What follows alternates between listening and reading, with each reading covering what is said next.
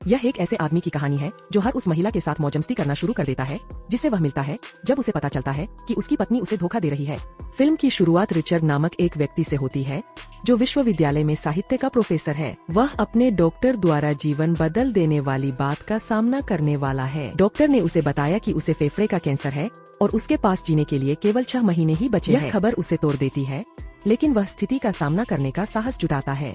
वह विश्वविद्यालय जाता है। वह अपनी दैनिक दिनचर्या जारी रखने का प्रयास कर रहे हैं, लेकिन उनके निदान का बोझ असहनीय है। एक रात रिचर्ड अपनी बेटी ओलिविया और पत्नी वेरोनिका के साथ डिनर पर बैठे। वह अपनी दिल दहला देने वाली खबर साझा करने का मन बना लेता है। उसके परिवार के पास भी कुछ रहस्य है जिन्हें उजागर करना है। ओलिविया अचानक एक अप्रत्याशित स्वीकारोक्ति करती है कि वह लड़कियों की ओर आकर्षित होती है। ओलिविया के इस खुलासे पर वेरोनिका एक चौंकाने वाली प्रतिक्रिया देती है। वह हंसकर टाल देती है। रिचर्ड अपनी बेटी का साथ देने की कोशिश करता है। बाद में वेरोनिका और ओलिविया के बीच गर्मागर्म बहस शुरू हो जाती है। ओलिविया उदास हो जाती है और वहाँ से चली जाती है। अपने माता पिता को टेबल पर अकेला छोड़कर चली जाती है। फिर वेरोनिका एक चौंकाने वाला कबूलनामा करती है। वह हेनरी के साथ संबंध होने की बात स्वीकार करती है, जो रिचर्ड का बॉस है। यह रिचर्ड के लिए भयावह बात है और वह उससे सवाल पूछना शुरू कर देता है कि उसने हेनरी को क्यों चुना, जिसे वह अप्रभावी मानता है।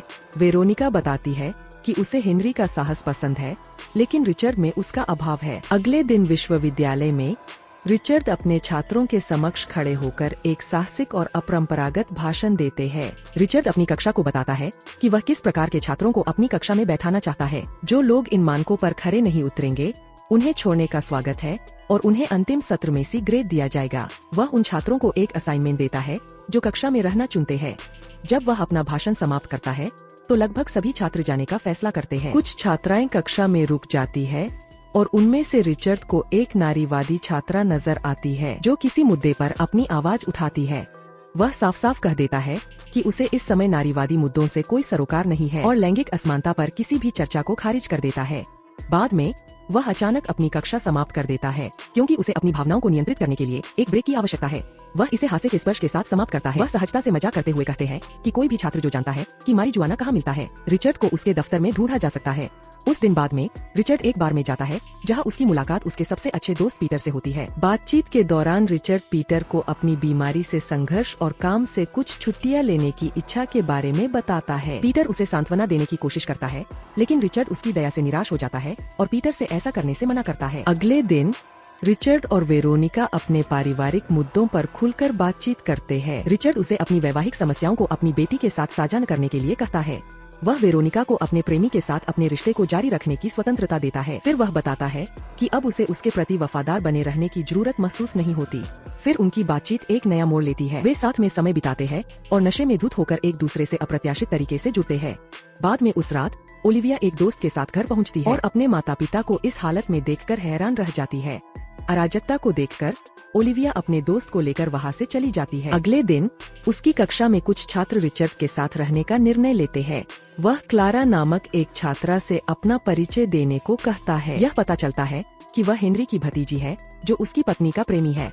क्लारा बताती है कि उसका अपने चाचा के साथ भी तनावपूर्ण रिश्ता है। बाद में रिचर्ड ने उन्हें क्लब में चलने का सुझाव दिया।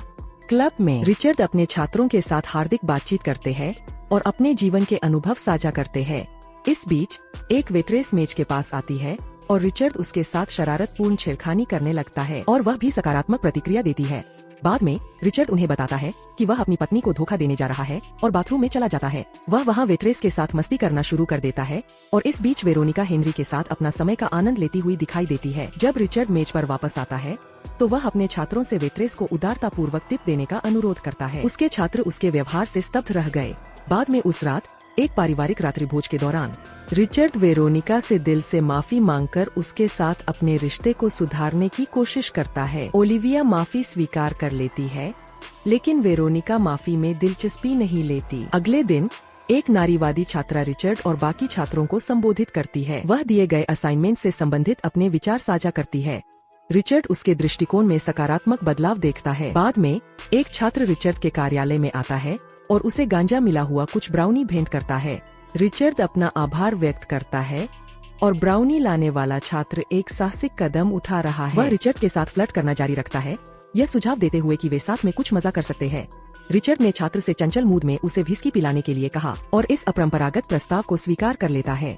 घर पर रिचर्ड ओलिविया के साथ कुछ समय बिताता है और उसकी दोस्त के बारे में पूछता है। वह पूछता है कि क्या वह अपनी प्रेमिका के साथ खुश है और ओलिविया प्रसन्नता से जवाब देती है।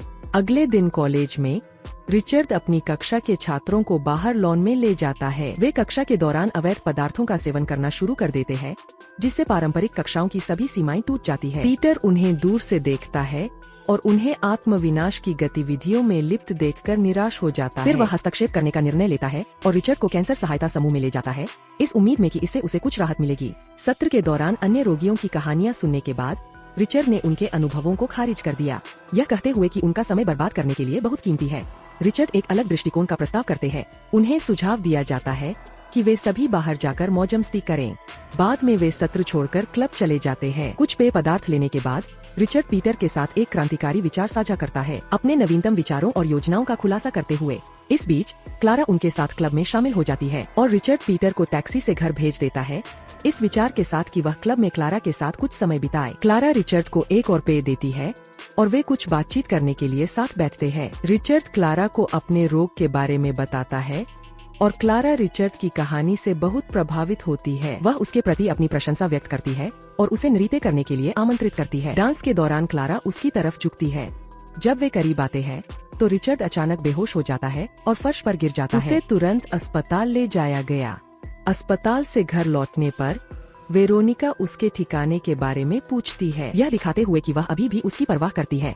फिर वह एक अस्पष्ट माफी मांगता है, लेकिन वह अपनी पत्नी को अपने हाल के कष्ट का विवरण नहीं बताना चाहता। अगले दिन काम पर हेनरी रिचर्ड को अपने कार्यालय में बुलाता है। स्थिति तनावपूर्ण हो जाती है और हेनरी रिचर्ड को उसके हालिया विचटनकारी व्यवहार के कारण नौकरी से निकालने की धमकी देता है। रिचर्ड जवाबी धमकी देते हुए बताता है कि उसे हेनरी के वेरोनिका के साथ संबंध के बारे में पता है। रिचर्ड हेनरी को चेतावनी देता है कि वह हेनरी की पत्नी के सामने इस संबंध का खुलासा कर देगा। रिचर्ड छुट्टी की मांग करता है। हेनरी के पास सहमत होने के अलावा कोई विकल्प नहीं बचा।